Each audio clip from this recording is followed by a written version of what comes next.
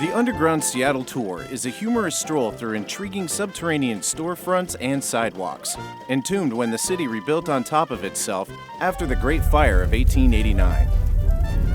The 90-minute walking tour begins above ground in Doc Maynard's Public House, a restored 1890s saloon. All right, well, good afternoon and welcome to Bill Speidel's Underground Tour. It is a history tour. I thought before we leap into history, I'd just give you a little background on Bill Speidel. The tour began in 1965, about 42 years ago, and the neighborhood, Pioneer Square, was very run down. It had broken windows, broken skylights, it was boarded shut, and parents told their kids, don't go down to Skid Row. So the city said, well, let's just tear down those old buildings, we'll put up some nice new parking lots, and a grassroots preservation movement got started. So that's how this tour got started. And Bill wrote his own book to go with the tour. It's called Sons of the Prophets. Prophets is spelled P-R-O-F-I-T-S because Bill said the pioneers were here for just one reason, and that was to make money.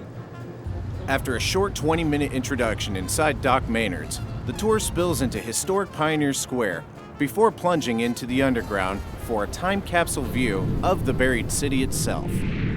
Madame Lou Graham, Seattle's economic founding mother and favorite seamstress, died in 1904 of an occupational hazard. At the time, she had $250,000 in her estate, and all of that money went directly to what is today Seattle's public school system. Okay, so what we're looking at here is part of the underground in Pioneer Square. Remember, they had that big fire, that was 1889, and they were a little too low, so they had this flooding problem, drainage, sewage problem.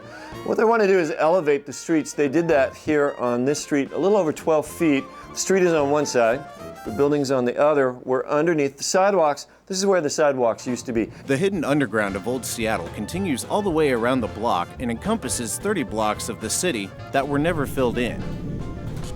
The day the city of Seattle burned, we had quite a few things working to our disadvantage. First of all, we had a water system that was rather poor. It failed us. We were having a very low tide when the fire started. It was a warm, dry day in the city, and the fire chief, he was out of town at a fireman's convention.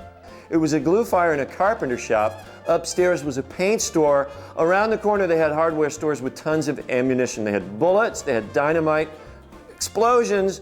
A miracle, no one died. People were running around trying to save merchandise. Some people were running around trying to save other people's merchandise without telling them about it. And then the population doubled, so it actually worked out pretty well. They had a chance to reinvent themselves, and Seattle kind of rose like a phoenix from the ashes. Bill Speidel's Underground Tour operates 7 days a week, offering tours in the summertime from 10 a.m. until 6 p.m. on the hour. Times vary through the rest of the year, so call ahead, come early, dress for the weather, and wear comfortable shoes.